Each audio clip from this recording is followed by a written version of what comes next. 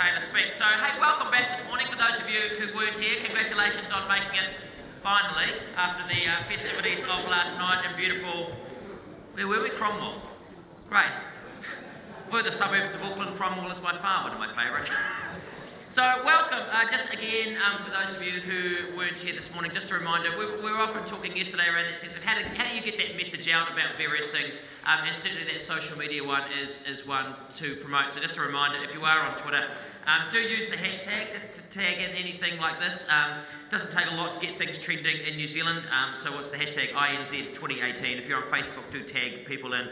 There's not a lot of housekeeping, that's pretty much it. Remember, if you do have some questions, and I'm sure many of you will, if you do want to put them through that Slido app, and they will be filtered through and come up, we'll find that we can just come to you with a microphone. I'm not going to speak any longer because I'm really looking forward to seeing Ian speak. So to introduce Ian, will you please welcome from Opus, Mr. Nick Adams. Hello, Nick.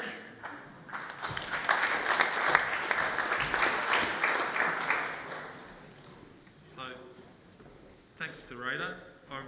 I enjoyed your unique perspective on the history of New Zealand. I think most of us did, so thank you for that over the last couple of days.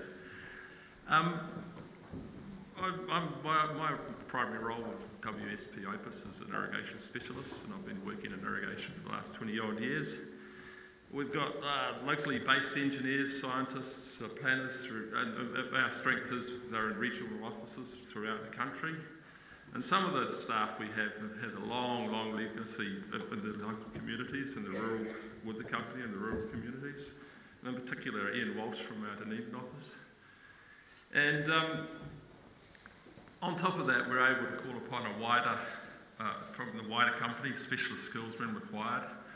And I think we're now part of WSP has taken us over, and that's not water supply products, which I think is probably a relief to water supply products that I'm not on their books. It's a Canadian-based company, and I think they bring the ability for us to call upon a wider level of skill level. Our rural team have strong ties to the land. A lot of us in our rural team, which is sort of like a virtual team throughout the country, we have either worked or own farms, and we're focused, I think, on helping landowners make good decisions with on and off farm developments and operations. And we've worked with Irrigation New Zealand over the last 10 or 12 years, and we're still proud to do so. So the key challenge, I think, just from listening to things, and I think it's been going on for a while for farming and irrigation today, is to produce quality product, provide for our local communities, respect our varied cultural heritages, and we're a multicultural country from way back, and enhance our natural environment. I suspect there's no surprises there, but it's easier said than done. And farming is a fickle business. We're at the mercy of weather and markets, among other things. And I think probably in order to make good decisions, a myriad of data is analysed and shared by individual farmers all over the country continuously. And in the past, that's always been done. And that's been through a lifetime of experience and sharing of information in roads, in pubs and sporting events, etc., in the local communities. And that's always been done on a just human brain to human brain.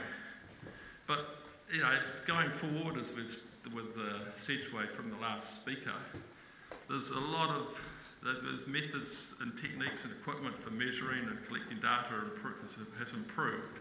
That avalanche of data will only increase. So the kind of key thing there is how can we use and present this data to help us make good decisions into the future. So our keynote speaker, Ian Taylor from Innovation Research, I think has a few ideas about how we could do this through his experience in visualising data, particularly from his experiences with his real-time animation of the America's Cup. So without further ado, I welcome Ian to give us some of his thoughts.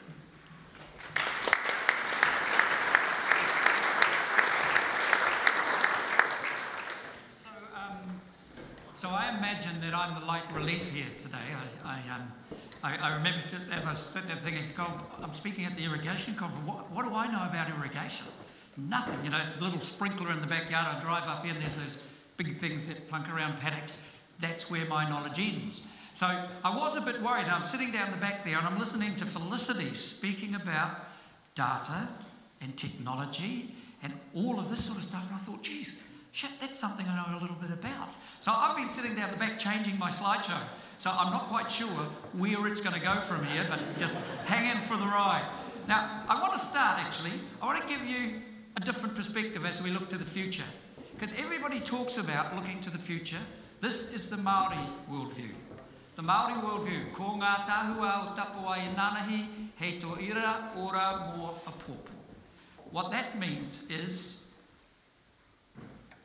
the footprints laid down by our ancestors hundreds of years ago are the paving stones of our journey here today. So in the Māori worldview, it's our past that always lies in front of us. We never lose sight of the past. And it's really interesting when I watch people speak about the future. People go, you know, out there in the future, out there in the future. The future's back here.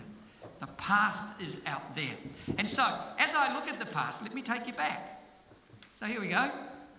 Back in the 1950s, when I was growing up in a little place called Raupunga, on the east coast of the North Island of New Zealand, I never imagined that one day I'd use a thing called a computer, go on a thing called the internet, to take you back, and a thing called Google Earth, to take you back to the house I was brought up in without electricity. So back in the 1950s, I lived in that house, and my mother cooked on a coal-fire range. We listened to Life with Dexter on a battery-powered radio, and read Eagle comics by gas lamps. That's my bedroom there. I used to have a beer bottle on the windowsill of that bedroom, and it used to say, "To Ian from John, Paul, George and Ringo." My father put it out in this gate in a beer bottle drive. See, they don't have beer bottle drives anymore either. Now, I got my Winston Peters gold card a couple of years ago when I turned 65, and I tell you what, when you get one of those, everybody says to you, you know you can go to Waiheke Island for free now? Well, I tell you what, if my father hadn't put that bloody beer bottle out of the drive, I'd own half of Waiheke Island by now. So, in that Māori worldview, it means that we stand with our backs to the future. So there we go. We stand with our backs to the future. And I think this is a franchise that would be a really interesting thing as we take them on with the Treaty of Waitangi as well. I can see a claim coming up. So the interesting thing about standing with your back to your future is that people throughout all history have made some dreadful, unbelievable mistakes about what the future might bring. So here's what someone said about that light bulb. Everyone acquainted with the subject will recognise it as a conspicuous failure. That's what someone said about the light bulb. Here's what someone said about television. Television won't last because people soon get tired of it. That's what Daryl Zanuck said that in 1946. It didn't come true until last year with the real lives of housewives of Auckland. Took a little while. Then there was this, the head of IBM. I mean, the head of IBM said this in 1943. I think there's a world market for maybe 5 computers. Because it's bloody amazing to think that he was the head of IBM and IBM is still in business. I know they're still in business because here I am speaking at their World Conference in Vegas. No, Vegas. So that's me, there I am. There, 22,000 people at this conference, the IBM conference. I'm there to speak about, actually, I'll tell you what was interesting. You sort of turn up, I've never spoken to 22,000 people, you walk out. Well, the first thing is they've got, everybody's, you sort of, they give you all this, it's a big TV production, they tell you what you have to say. So I walk out there, and they gave me the script that I had to say. And it's on one of these things, I'm looking down there, and I look out there, and you look at 22,000 people, and I just thought, no, bugger that, I just said, as we say in New Zealand, kia ora, it's nice to be here. Now, what they'd done was they gave everybody in the audience these little straps, and they turned red, orange, or green, depending on how your speech was going. Cool, eh? So I do this, kia ora, as we say in New Zealand, blah, blah, blah. The whole room, 22,000, went green. And that's a really powerful, I haven't said anything except I come from New Zealand. And the place goes green. that's a really great lesson that I learned. You learn everywhere I go around the world. There's this fondness for Kiwis and the way we do things. So that was that. Now I know you're sitting there, guys, so I'm standing up here. You look at me there, goes, this little Māori fella, this little Māori fella from a little place called Hawke's Bay, brought up in a house with no electricity. How does he get to stand in front of 22,000 people at the World Conference for IBM? Really simple. I surrounded myself with clever white people.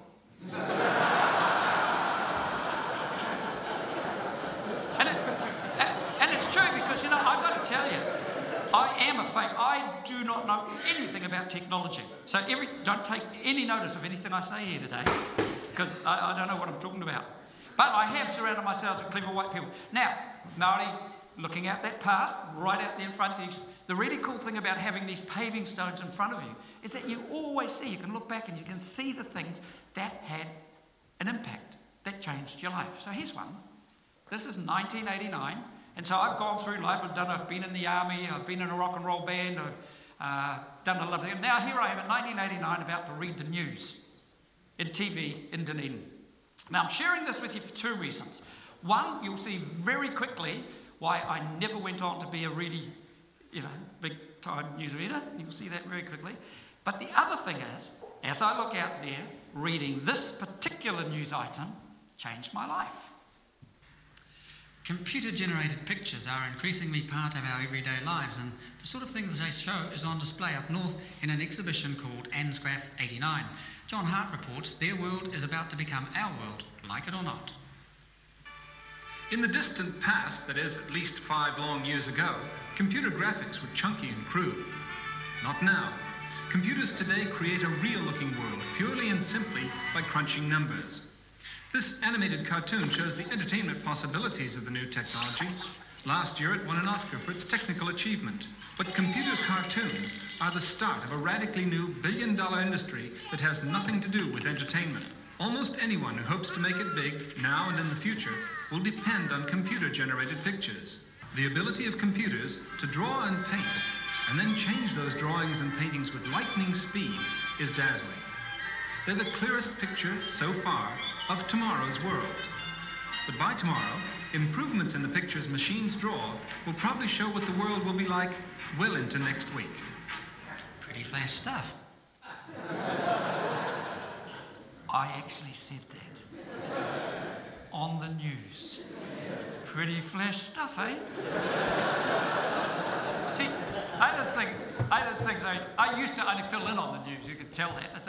And I drive home, and I used to drive home past this dairy, and this dairy, and I'd go and buy a milkshake and a pie on the way home. One night I went in there, and the guy said to me, hey, Ian, my wife and I, we love it when you read the news. I said, oh, thank you very much. He said, yeah, because you always make mistakes.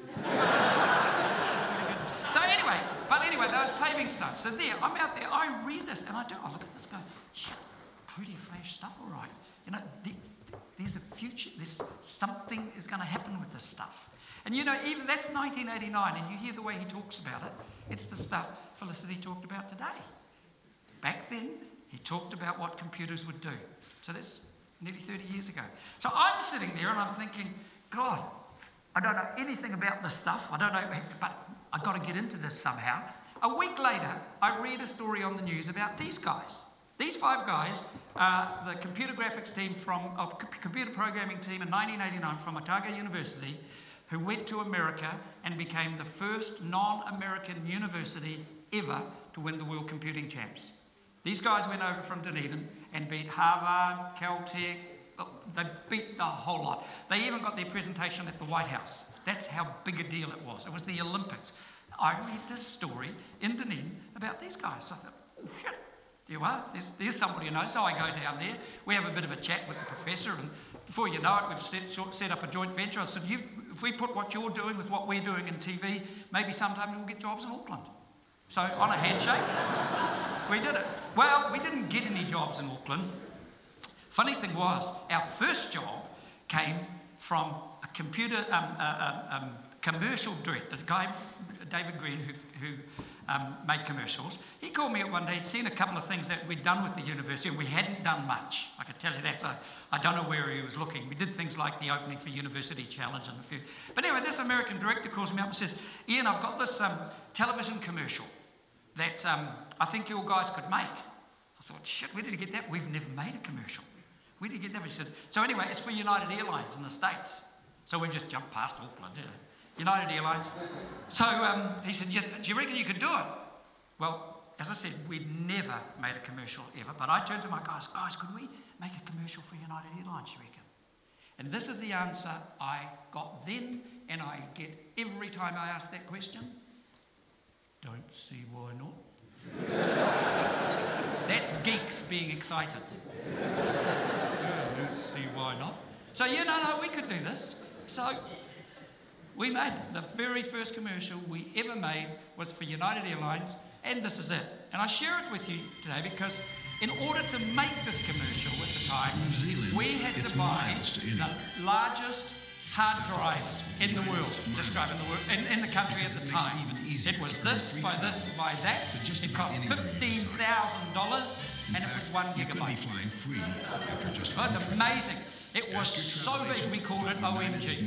I mean, we were really excited. So we had this 1 gigabyte thing to make this. But it wasn't that was so good. It was the opening lines of this commercial that I think are important. Let's turn it down a little. From New Zealand, it's miles to anywhere. That's a plus. And it's a plus. It's a plus because when you decide you're going to build a computer graphics company, not only at the end of New Zealand, it's at the end of the world, next stop Antarctica. The brilliant thing about that is you don't know what you don't know. So, back in 1990, we just set off. In 1992, we changed the way people watched sport, really, with the America's Cup graphics. I took up golf. Said to my guys, get me to all the golf tournaments in the world for free, so they did. We're one of only 2 companies in the world allowed to do the DRS for cricket. We built the simulator that they built the Formula 1 McLaren racing cars and train them on. We built an air traffic control simulator that trains all air traffic controllers. For Whale Watch Kaikoura, we drained the Pacific Ocean for their tourism operation. And because we're from Dunedin and because we could, we went and blew up Auckland.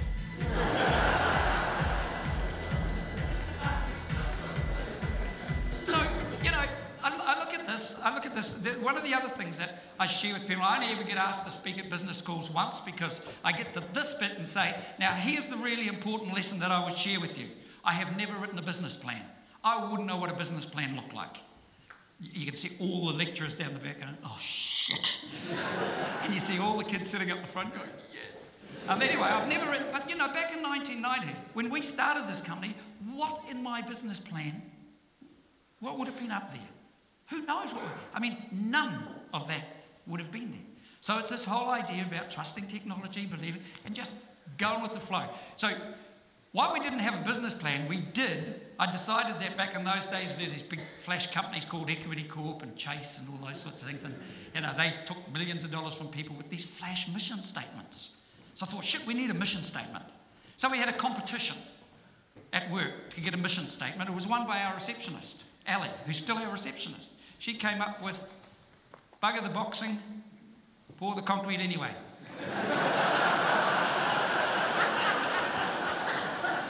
And I can tell you, the first word wasn't bugger.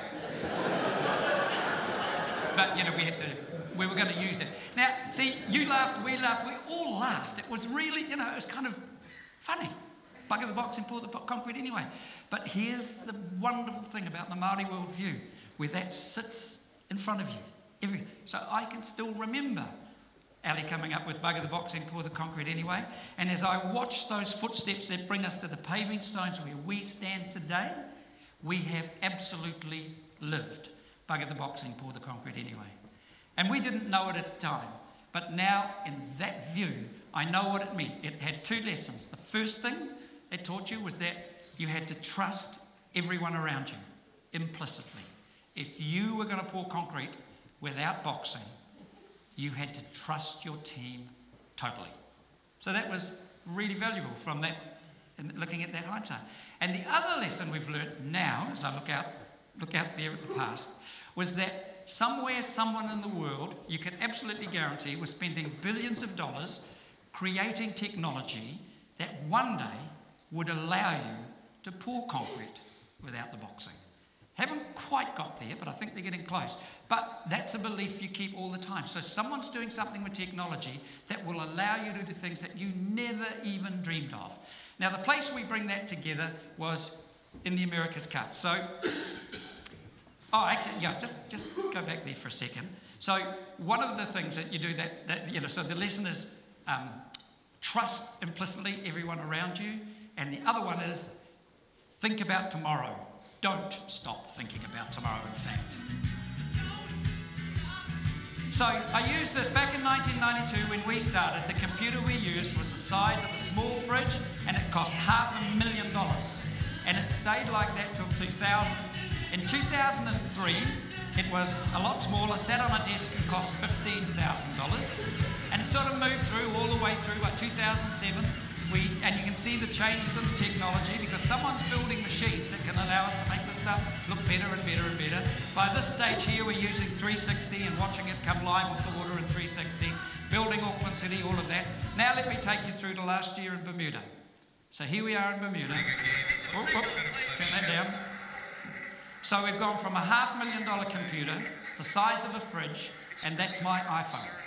But more importantly, that's my iPhone that I'm videoing at a golf event in New York. I'm not in Bermuda. The race is happening in Bermuda. All of this stuff is going via the cloud down to my iPhone into here. Now, the really cool thing in my iPhone is I can press on this dot there, that's the cameras, and I can go to any camera in the coverage. So I can look at it from the helicopter, from on board the boat, from all the... I can go inside the umpires' rooms, push on here, and I can get audio from on board the boats, the umpires, the commentaries, all of that happening on my iPhone that, well, actually, I carry around in my pocket. And right now, that iPhone is tracking the Volvo Ocean Race in real time around the world. So that's the change, the speed of change and change of technology. And this whole idea is you stay open because someone out there, a guy called Steve Jobs in this case, is designing and spending billions of dollars creating technology that will allow you to do these things. So another little lesson from that. So that's the iPhone, that there's our iPhone app that we built. Now, I want to tell you about the iPhone app. So I go to America. So we've done every America's Cup since 1992 for TV. So every time it was covered. So it was a long time. I remember going to San Francisco when they had the last one, the one before the last one, and these fabulous boats are racing, these catamarans. We go to San Francisco, the home of Silicon Valley. I get there and I think, actually, I know we've done every TV coverage that's ever been done, but the future is going to be mobile apps. These things are going to go on phones and screens, and we've never, ever built one. If they put out a tender, which they will, we won't be able to apply for it because we've never built one. So I got on the plane, flew back to New Zealand while the racing was on, flew back to New Zealand, called the team together and says, everyone, we need to build a mobile app for the America's Cup. Then I got on the plane and went back. That's how long our things last, because I couldn't add anything else to the conversation because I've got no idea what to talk about. So I buggered off and went back. So I leave them there with this, but this is the world that, again, they live in, and it comes naturally. So the team goes, we can do this bit. We don't know anything about iOS, but there's this guy called Stu Sharp in Queenstown. Let's give him a call, get him going. Then they found two guys who do Androids, and they're working out of a garage in Oamaru. Then we needed a designer. We used to have this guy who did work for us, but he went off to the States somewhere, so they got him working on it. Then there's our team, because the racing's going on now in America. I'll just let this run while I'm talking, actually. Oh, it doesn't have to be that loud. So this they're talking about the app. So they get this guy, we get the team in America. So now all of these people are working together online with our team in San Francisco, making this app. Now the really interesting thing, so here it goes here. So they'd never built an app before. It was the first app they ever built.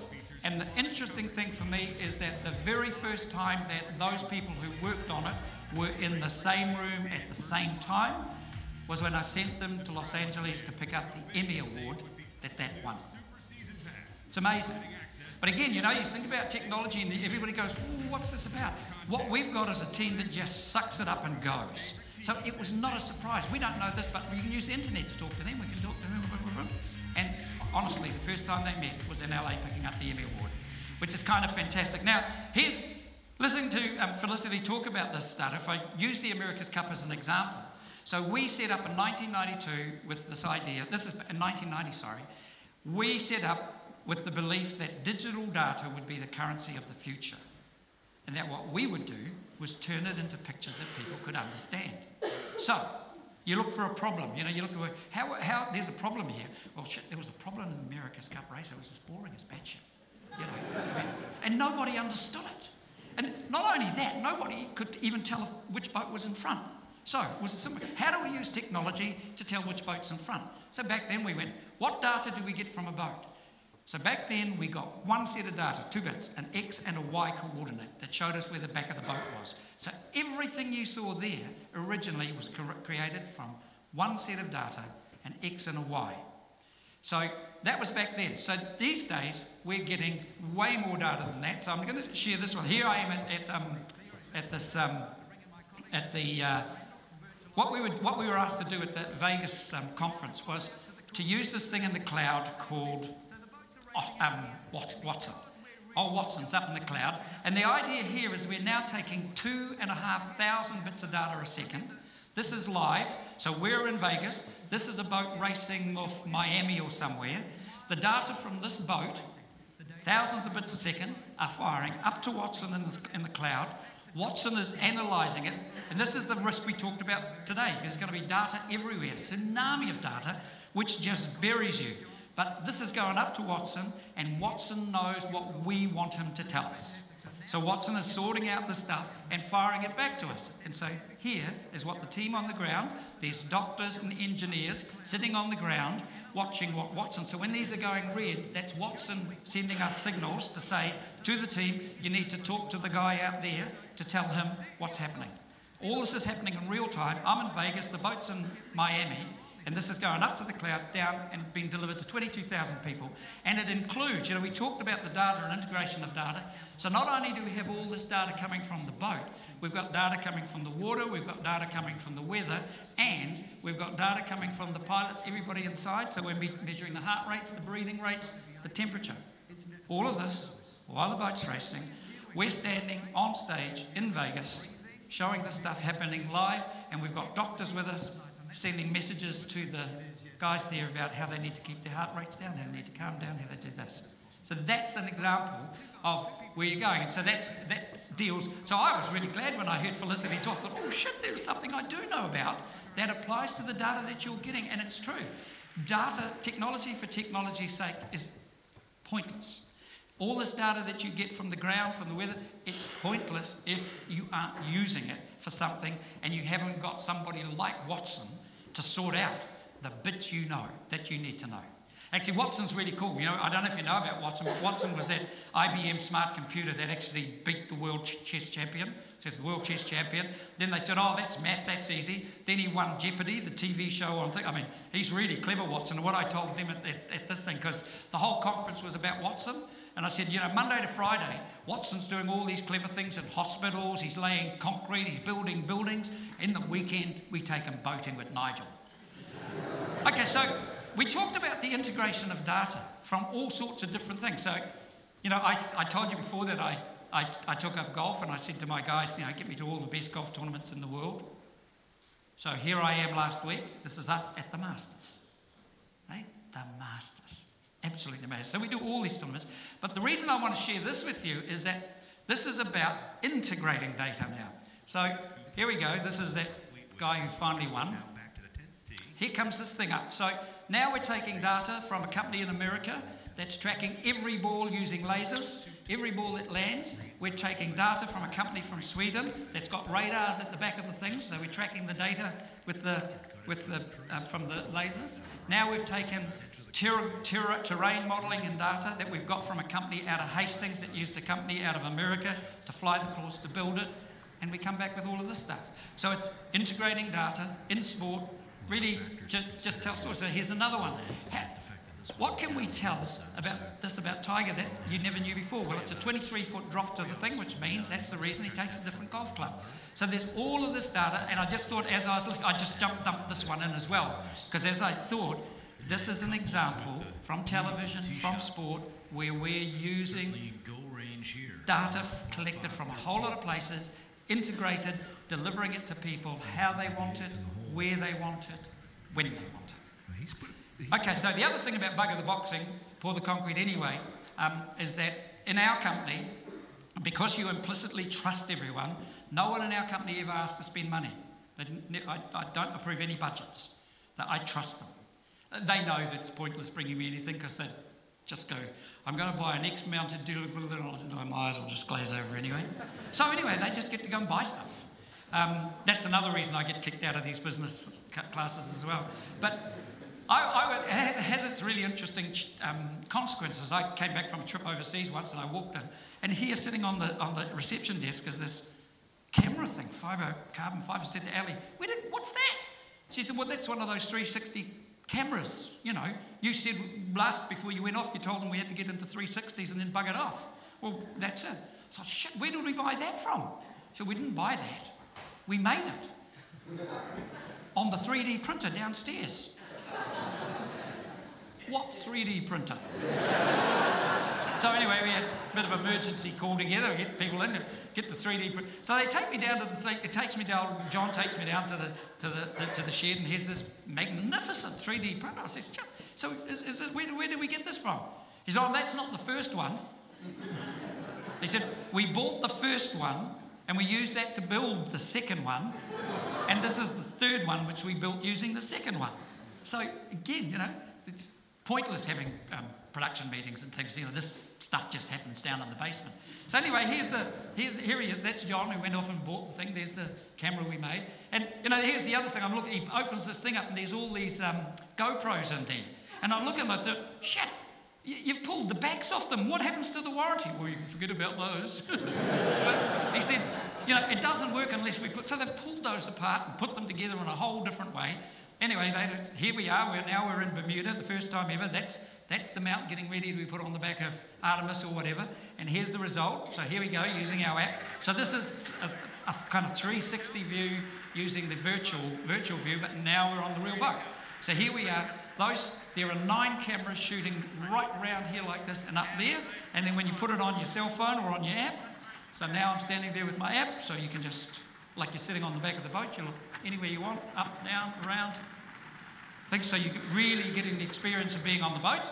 And so that's one way. This is the other way to do it, using one of these things. You'll have seen the VR headsets. Now, she's 86 years old. She's not watching the America's Cup. This is another video I shot. I've put her in a jungle with a dinosaur. Look at this. She's 86 years old. She has never worn one of those within 30 seconds. She's forgotten all her family at the party. She is in a jungle with a dinosaur that's about to lick her. So I look at this and you think, geez, that's amazing. You know, there's something else in here. You know, if we can do this to an 86-year-old woman, it just convinced her that she's in this other place. What else could we do? So here's a really cool one. We get this guy, a guy from Methodist Mission. They're teaching numeracy and literacy in prisons. So he comes over and says, we need to find a better way. You know, it's quite successful, but it's pen and paper and stuff. They're really interested in mechanics, and we can't take tools in there, and we can't take a car in there. So what could we do using this technology? So we build a garage in a street with a car inside it and got all of this sort of stuff and things. So, you know, you put the headset on and you're standing there. And now, as part of the numeracy and literacy, there are things you have to read on the door to get the door open and do all this thing. So we build this thing, then we take it down to the prisons for tests. So anyway, this guy comes in, puts on his headset.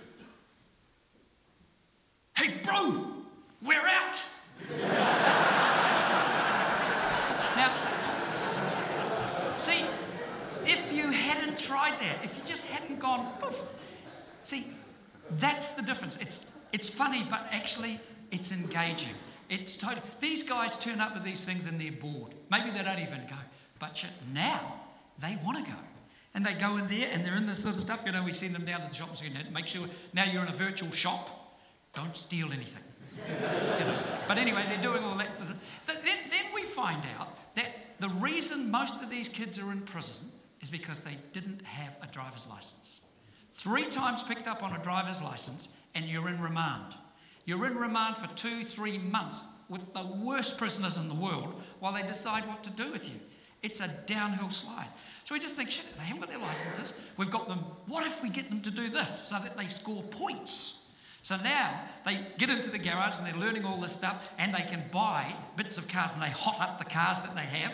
And so when they get to a certain stage when they've scored points and they've hotted up their cars, well, we do the Formula One all over the world. We've got every Formula One track in the world. So now you think getting out and going to a garage is exciting. How'd you like to go to Monte Carlo and race your hotted up car? So it's a whole lot of things about using technology in a way that engages people, that changes, and actually takes it to spaces that people probably never thought of. And you know what? This is probably the most exciting project we've ever worked on. I mean, we can do sports, you can do this, but this is going to make a difference to people's lives. It's really exciting. Now, Lord Ernest Rutherford said this: we didn't have the money, so we had to think. In New Zealand terms, that's the number 8 piece of wire. Now, I always talk about this too, because this comes from down on the farms. And this brings this all back to you. Because there are technology people, I even hear politicians saying that we've gone past this, that we are no longer down on the farm, and this is an old-fashioned idea, the number 8 piece of wire. They couldn't be more wrong. That is in our DNA, and we should protect it to the ends of the earth, because the reality was, it was never, ever about the piece of wire. It was always about what innovative farmers did with a piece of wire that it wasn't meant to do. And you know, I'm working with a whole pile of people working in technology that's doing exactly the same. They're taking technology, they're taking computers, they're taking things, and they're making it do things that it wasn't meant to do. That's one of our strengths. So it's really important that we hold on to that number 8 piece of wire. We didn't have the money, so we had to think. And it's often easy to talk about that, but I can give you a real example. So, getting back to the cricket. So we, years and years ago, we were the first company in the world to do cricket graphics. We did them in India, we did them all over the world. And at one stage, we looked at this idea that we'd track the ball, you know, to see whether. So we did a test with this, and I decided that it wasn't accurate enough, and it was too expensive, no one would ever use it. So we decided not to do it. Well, a company in England did do it. They're called Hawkeye. And we were right. It wasn't very accurate. It was really expensive. But Kerry Packer in Australia thought it was the greatest thing since sliced bread. So he hired them. Within 6 months, every TV company doing cricket in the world had hired them. We'd lost all of our work, the whole lot. So that was a bit disturbing. So about sort of a year later, with all this cricket stuff gathering dust out the back, I get a phone call from India, a guy called James Reggio. Ian, now this will probably sound Irish, but Ian, do you do cricket? Yes, we do cricket. Shit, do we do cricket? I thought, yeah, we do cricket. Do you do tracking? Oh, shit. No, we don't do tracking. Why? He said, well, these guys over here, they're treating us like colonials. If you can do tracking, the job's yours. So I'm sitting here looking at all this. We've lost all our cricket. The biggest cricket nation in the world has just phoned me up and says, this is your job if you can do it. How long have we got? 8 weeks. Guys, could we build a cracker chicken in 8 weeks? Don't see why not. Yeah, no, we can do this. So there's a couple of challenges going down here. It's winter in Dunedin and sometimes it rains. We never do. So anyway, again, this really gets business classes going. So in the space of 8 weeks, I spent $1.2 million that I didn't have. And my business plan, the business plan that I did have then was, these guys will be able to do this, so we'll spend the 1.2 million and do it fast so the bank doesn't notice, go over, win the contract, come back, borrow the money from the bank on the basis of the contract, and then pay them back. So it was perfect.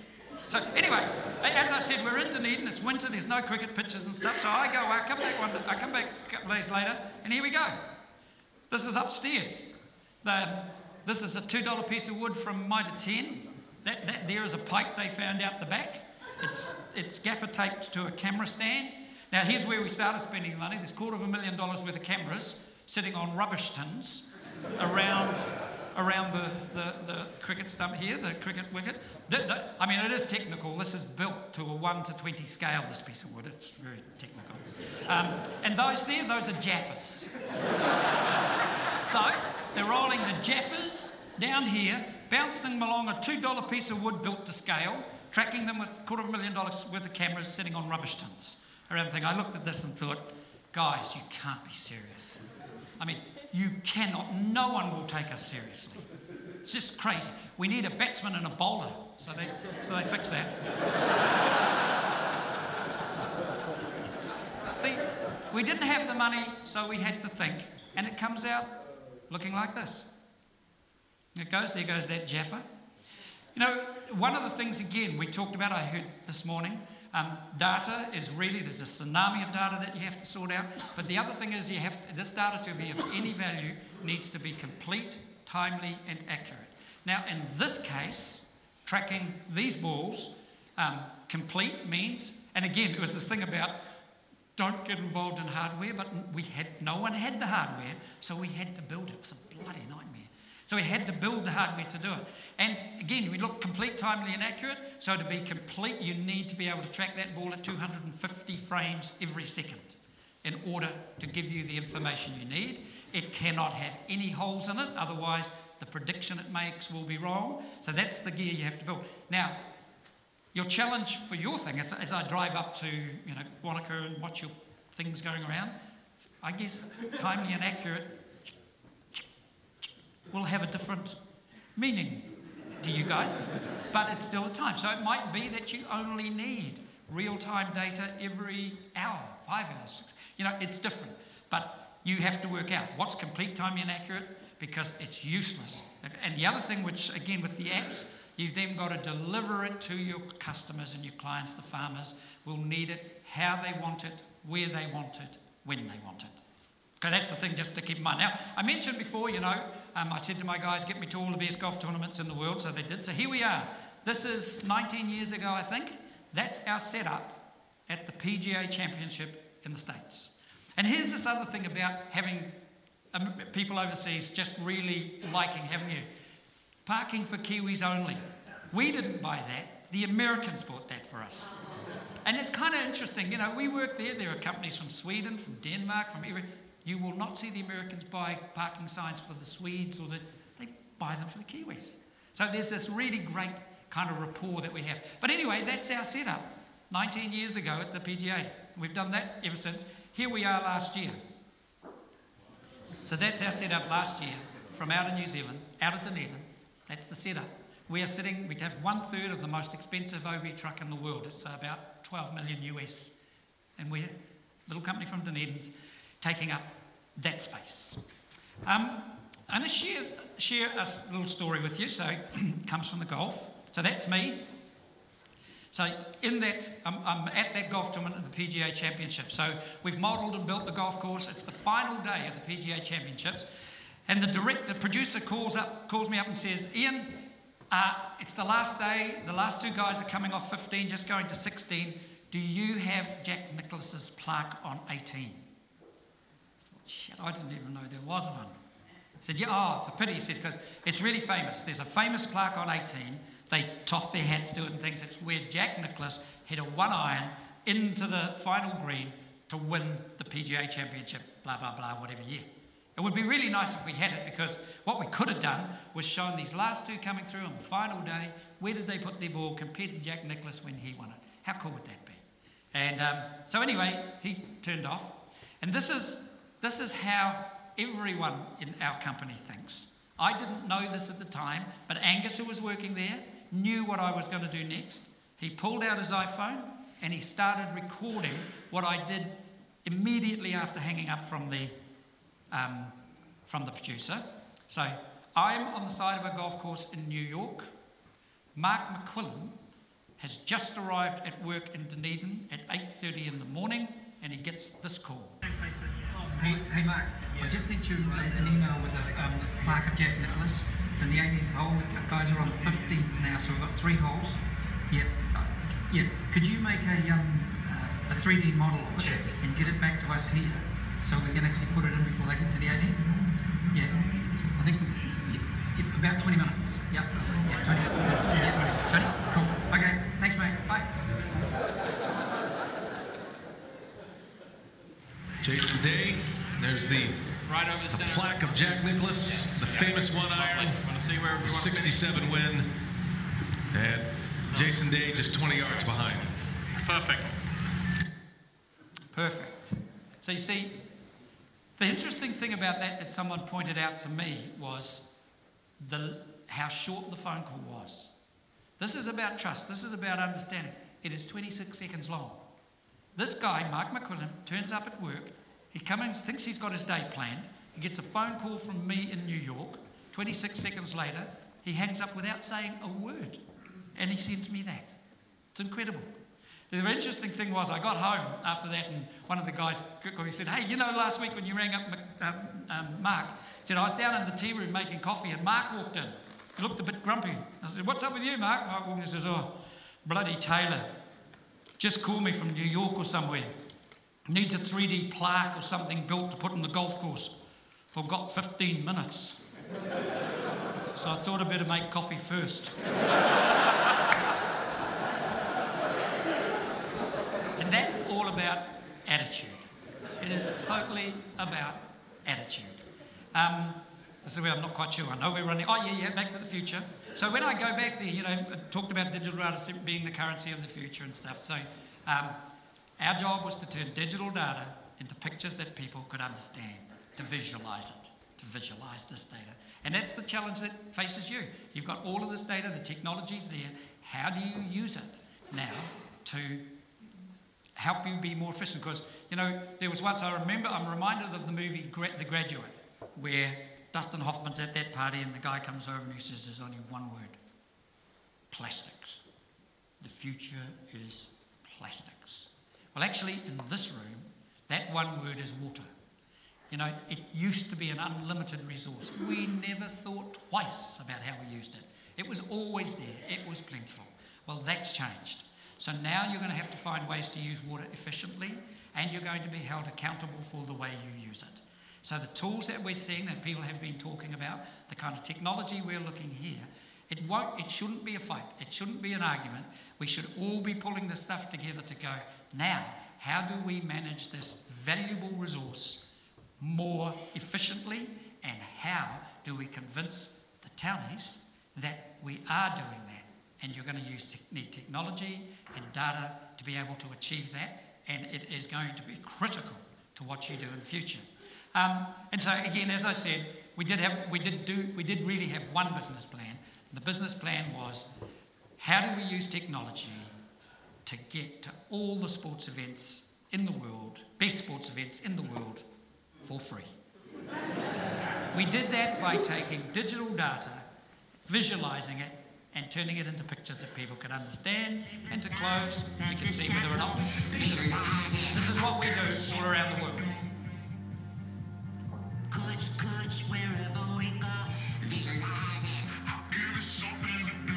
So we do this for Red Bull. We build all of these courses from Dunedin using satellite imagery that we suck down from wherever. So I have a team in Dunedin building all that stuff. This is Tokyo. They've got built in a week using data they found somewhere. I don't know how they do this. This is the Volvo Ocean Race. So we're tracking the Volvo Ocean Race around the world in real time on our cell phones. So if you pull the app up now, all the cities are built like this.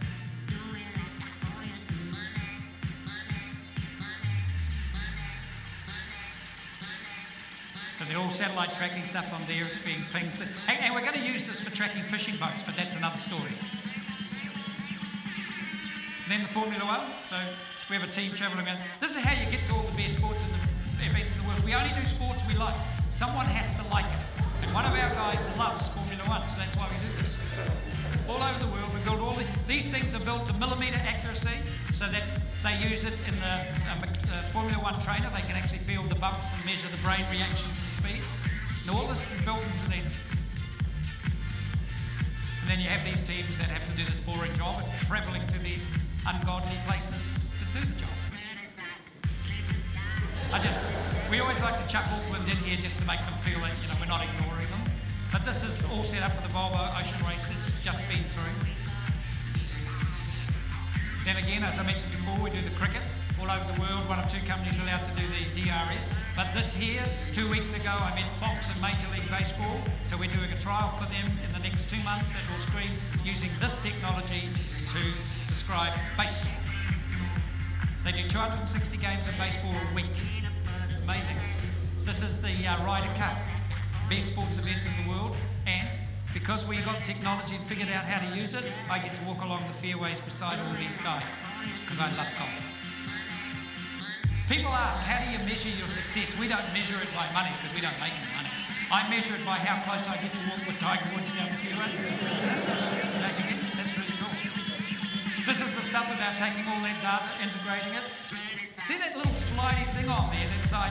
We came up with that at the New Zealand Open, took it to the thing, and it got nominated for an Emmy Award. Anything gets nominated these days. This is using trackers built in Dunedin. The data from there is going up to the cloud, down to Dunedin, then out to the world. This is another thing, again, this is a crazy bike race that Red Bull does somewhere in Europe. So again, we build this all from Dunedin. This one, we've never been there. This is what it looks like. And then, of course, we had to spend 3-4 months mooring Bermuda. Oh, we did the last America's Cup. It's a tough life. Someone's got to do it. Something to do. So that's what we do around the world. That's this whole thing that comes from 1990. We would take digital data, turn it into pictures that people could understand. And over 30 years, as I look out down that past the paving stones we laid to where I stand today, nothing has changed. The difference is now it's applying to industries all over the world. It started first in sport. And I'm going to close just with one last thing about technology as a proud dad. So these are my two sons, quite some time ago now. This is Sam and this is Ben. So I share it with you because Sam was born profoundly deaf. And the really amazing thing about that was that Sam never, ever accepted that it was a handicap. I've heard him give speeches, they bring tears to your eyes. Sam decided that he was thinking. Now, at the age of 7 or 8, he got a cochlear implant. So that's technology. Right? So this cochlear implant has allowed him to do all sorts of things. So Sam actually, I heard him, he gave a speech and he said, you know, people tell, when I got this thing, I was told that there were things I couldn't do. I couldn't go, I couldn't play rugby, so I played rugby. I couldn't go surfing, so I went surfing. I couldn't go skiing, so I snowboarded. And he lists all these things. And then he says, and he's talking to other kids in this room, and he said, now, you know, you may think that sounds irresponsible, but people tell me it's a handicap. I don't believe it's a handicap, but if it is a handicap, it's mine. And I will decide what it allows me to do and not do. So he went on. I mean, this profoundly deaf kid went on. He used to teach snowboarding during his holidays. He did a master's degree in physics. He went off to, he did a master's degree in physics. And when he finished that, he realised that he told me he wasn't clever enough. Other people would find things, he would find it hard work. So I said, what are you going to do? He said, I'm going to be a doctor. So, shit, really? Yeah, he's going to be a doctor. So he calls up the med school and they go, oh, hang on a second, cochlear implant. Not sure about that. We've never had a cochlear. It's quite tricky. So Sam goes home, goes online, types in deaf doctors, calls me in and says, look at this, Dad. There's an association of deaf doctors. There's 86 of them. I'm going to med school. I actually said to him, Sam, you didn't have to worry about that. You didn't even have to do that. But because, you know, let's think about it. A, you've got a handicap. B, you've already got a degree. 3, you're a Māori. Who's stopping us go through that door? So anyway, here he is, his first day at med school. That's him proud as punch. Here's a photo he sent me a few years ago now. That's a photo he sent me from a jungle in Kenya. He's in Kenya, working in a hospital in Kenya, and that's the first operation he's ever done. That's a baby he delivered in a jungle in Kenya. Today, this kid who was born profoundly deaf, whose parents sat there when we found out thinking, oh my God, what do we do? What will happen to him? Today, he's training as a vascular surgeon. He has never let this thing stop him. Technology has helped him. But I close today with this message from Sam. Technology is nothing without the human spirit. Thank you.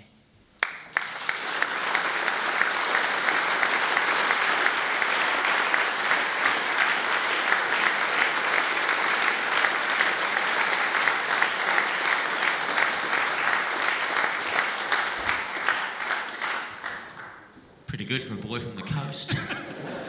Told you it was going to be awesome. Look, I reckon people might have some questions, and a lot of them, maybe if we focus them around perhaps your sector as much as the Masters or the Volvo. Who's leading? I think they're in. Well, I can tell you what. You go carry on. And I'll look it up. Tell you what, there's a hell of a sport. Any questions for Ian? And we may have some up on the app, but anyone want to start? Yeah, here we go.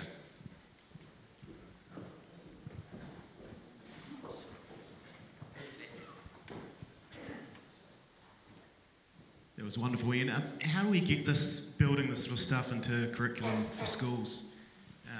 My child's currently studying All Quiet on the Western Front, and I wonder about the practical applications of that, and I'd rather see her learning about this sort of stuff. That's really interesting. You know, I have great faith in our young people.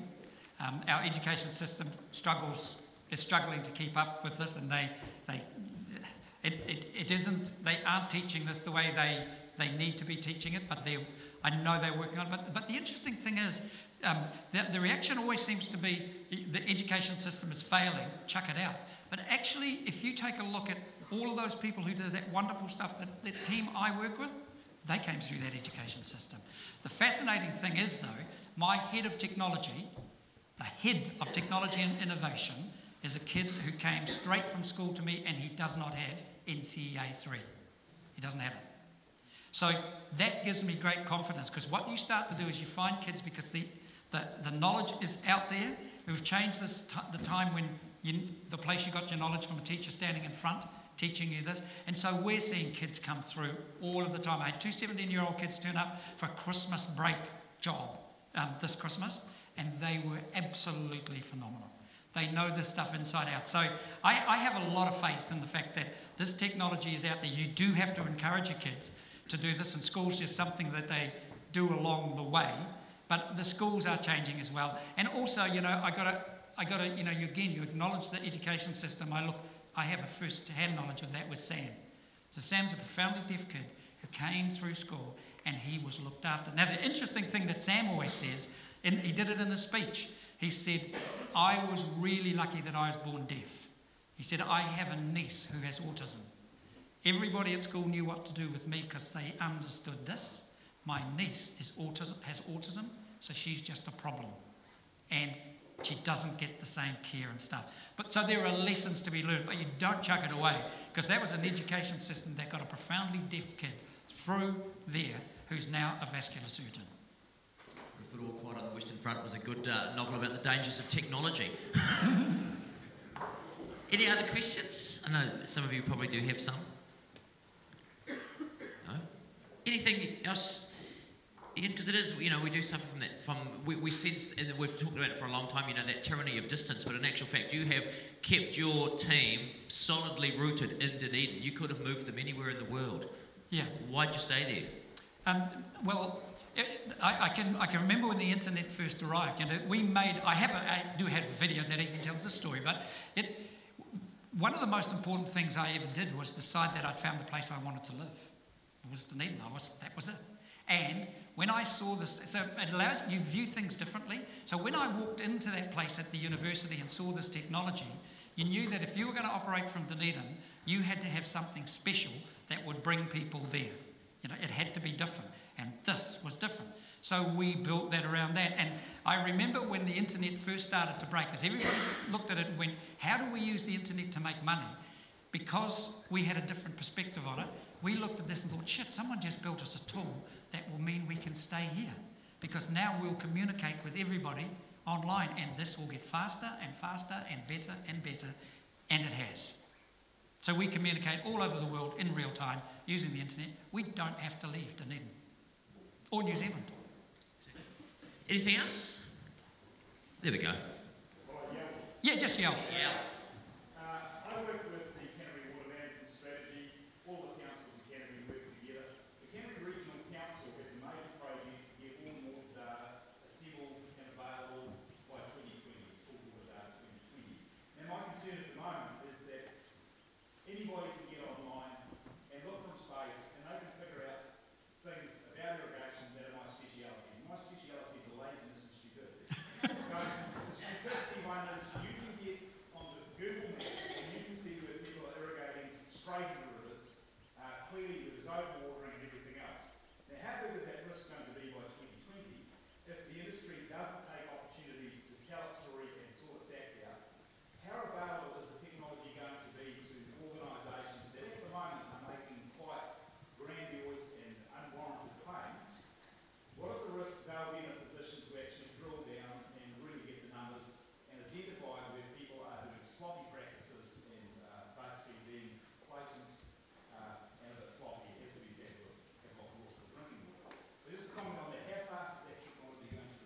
Well, I think most of it's out there. It's what I alluded to before. You know, this water is. I remember being at a conference and a woman from the United Nations, and it must have been 15, 20 years ago.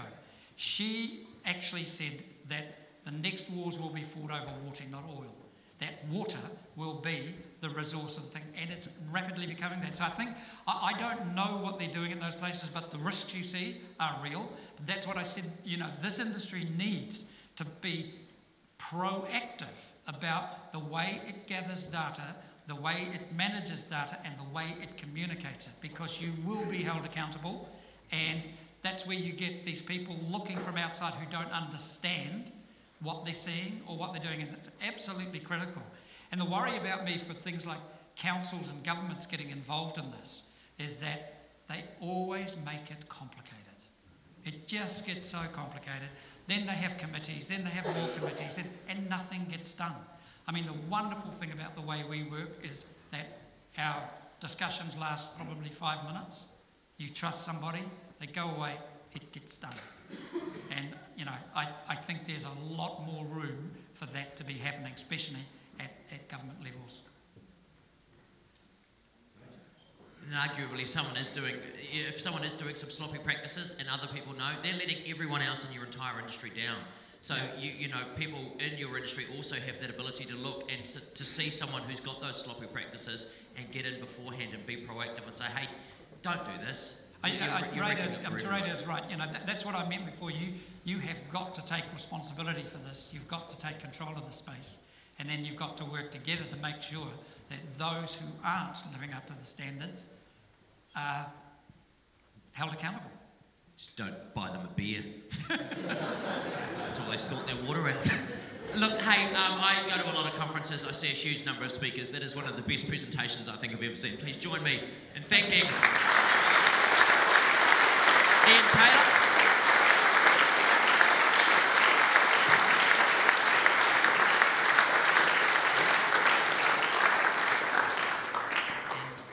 Do encourage your kids to study the arts. I think some of the most successful New Zealanders we have at the moment globally would be a young woman called Lord Taika Waititi and Paris Goebel, who I suspect Paris is probably the best known New Zealander in the world, and if you don't know who she is, your kids, your grandkids, and a billion other people do. She's phenomenal. So keep up you with know, the that's arts. the other thing. Jeff Wyville, who is the professor who taught all the computer graphics guys that I have, when he was asked, what do your kids need to learn to get into that industry, he said another language and music.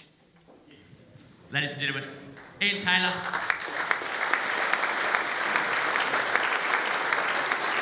We're going to break for morning tea. It's brought to you by Carfields. Once again, they are excellent providers of morning tea, so thanks to Carfields. We're back in here at 10:30. Pop over, grab something to eat. We'll see you back here in 27 minutes.